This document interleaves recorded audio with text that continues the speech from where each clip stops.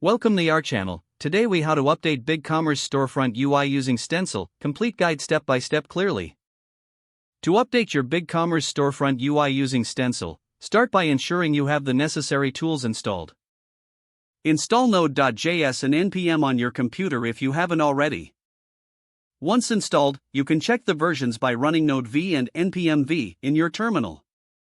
Next, install the Stencil CLI globally by running the command npm install g at BigCommerce/Stencil CLI. Once the installation is complete, navigate to your BigCommerce store's root directory using the terminal.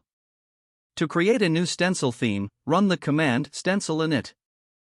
This will set up the basic structure of your theme and download the default Stencil theme. Now, open the theme directory and explore the files and folders to understand the layout. You can customize the theme by modifying the templates, assets, and config.json files.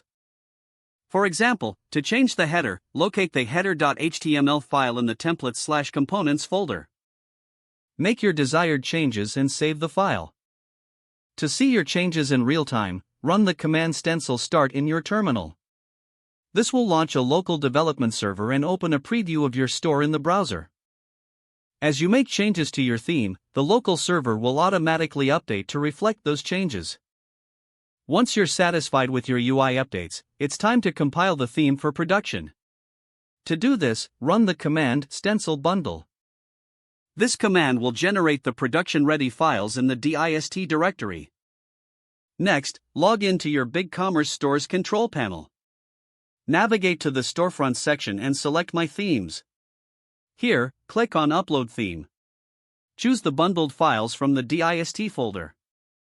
After the upload is complete, activate your new theme to see it go live on your storefront.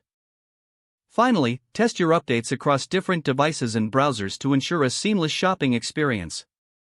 If the page does not load, refresh the browser or try again in a private or incognito window. Make sure you are using the correct email address, then retype it carefully to avoid small typos. If your password is not accepted, use the reset option and create a new strong password you can remember. Check your spam folder for verification or security emails, then complete any requested confirmation steps. Enable two-factor authentication if available to improve account security and reduce unauthorized access risk. After signing in, review your profile details so your contact information and settings are accurate and current. If you see an error message, note it down and try again after restarting your device and internet connection. Don't forget to like this video and subscribe to our channel for more step-by-step tech guides.